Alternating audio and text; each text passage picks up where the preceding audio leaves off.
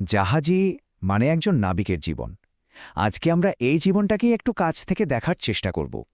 একটা জীবন যা কিনা সমুদ্রের মতোই বিশাল আর ঠিক ততটাই রহস্যময়।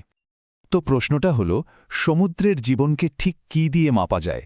এটাকে কি আদৌ শব্দ দিয়ে ধরা সম্ভব, নাকি এটা পুরোপুরি একটা অনুভবের ব্যাপার? চলুন এই আলোচনাটা শুরু করা যাক।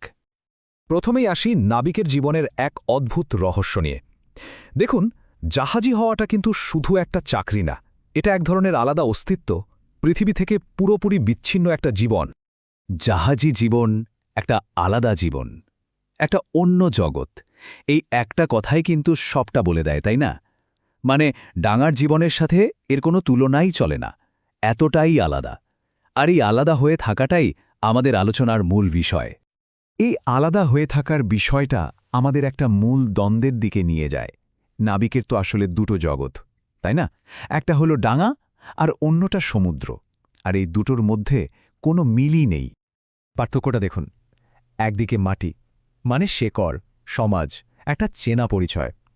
আর ঠিক তার উল্টো দিকে আছে সমুদ্র, যেখানে সব কিছু চলছে, কোনো কিছুই স্থির নয়, আছে শুধু একাকিত্ব আর এক ধরনের নাম পরিচয়হীন জীবন। দুটো যেন দুটো আলাদা গ্রহ। আর এমন একটা জগতে নাবিকের কাছে তার জাহাজটাই হয়ে ওঠে একমাত্র দেশ, একমাত্র সত্যি। মানে বাড়ি, পরিবার, সমাজ, এসব কিছুর ঊর্ধ্বে ওই ভাসমান ঘরটাই তার সব। ওটাই তার একমাত্র চেনা জগৎ।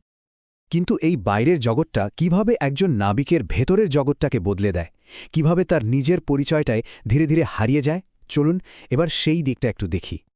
পরিচয় ভাঙার শুরুটা হয় ঠিক এখান থেকে।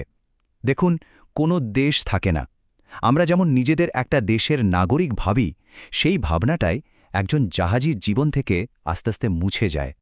দেশের পর আসে শেকড়, মানে পরিবার, নিজের এলাকা, সংস্কৃতি। এই যে একটা টান, এই টানটাও কিন্তু থাকে না।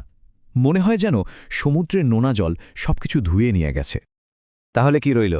দেশ নেই, শেকড় নেই, পরিচয় বলতে বাকি রইল শুধু ওই জাহাজটা। তাহলে জাহাজি শব্দটার মানেটা আসলে কি? এটা কিন্তু শুধু সেলারের বাংলা না। জাহাজি মানে এমন একজন যার পুরো পরিচয়টাই সমুদ্রকে ঘিরে, যার জীবনটা বাঁধা পড়ে গেছে শুধুই তার জাহাজ আর শেষ না হওয়া এক যাত্রার সাথে। আর এই পরিচয়হীনতার ভাবনাটাই আমাদের কিছু গভীর প্রশ্নের দিকে ঠেলে দেয়। নাবিকের এই জীবনটা, এটা কি স্বাধীনতা নাকি অন্য কিছু? চলুন এই প্রশ্নগুলো নিয়ে ভাবা যাক।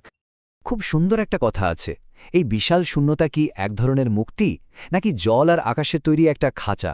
ভাবুন তো একবার, এই যে অসীম শূন্যতা, এটা কি স্বাধীনতা নাকি আসলে এক বিশাল জেলখানা? মানে এটাই প্রশ্ন, এই জীবনটা কি আসলেই মুক্তির, নাকি এটা অন্য কোনো ধরনের বন্দিত্ব? কোনো বাঁধন নেই, এটাই কি সবচেয়ে বড় বাঁধন হয়ে দাঁড়ায়? আর এই প্রশ্নটা কিন্তু শুধু নাবিকের জন্য না, আমাদের সবার জন্যই। যদি জীবনটাই একটা লম্বা যাত্রা হয়, যার কোনো শেষ বন্দর নেই, তাহলে সেই যাত্রার মানেটা কি? এই সব বড় বড় প্রশ্নের হয়তো কোনো সহজ উত্তর নেই, কিন্তু এই শেষ না হওয়া যাত্রার মধ্যেই আমরা হয়তো নিজেদেরকে খুঁজে পেতে পারি। তাহলে পুরোটা মিলিয়ে আমরা কি দেখলাম? জাহাজি জীবন মানে হচ্ছে এক গভীর একাকিত্ব, মাটির সাথে সব সম্পর্ক ছিন্ন হয়ে যাওয়া, স্বাধীনতা আর বন্দিত্বের মাঝখানে ঝুলে থাকা একটা জীবন। আর সবকিছুর শেষে এটা আসলে নিজের একটা আশ্রয় খোঁজার গল্প। আর ঠিক এই কারণেই একজন নাবিকের এই যাত্রাটা আমাদের সবার গল্প হয়ে ওঠে। ওর যাত্রার মধ্যে দিয়ে আমরা আসলে নিজেদেরই একটা প্রশ্ন করি। আর সেই প্রশ্নটা হলো, আমরা আসলে কোথায় থাকি? আমাদের আসল ঠিকানাটা কোথায়? এই বিশাল পৃথিবীতে আমাদের সত্যিকারের আশ্রয়টা ঠিক কোনখানে?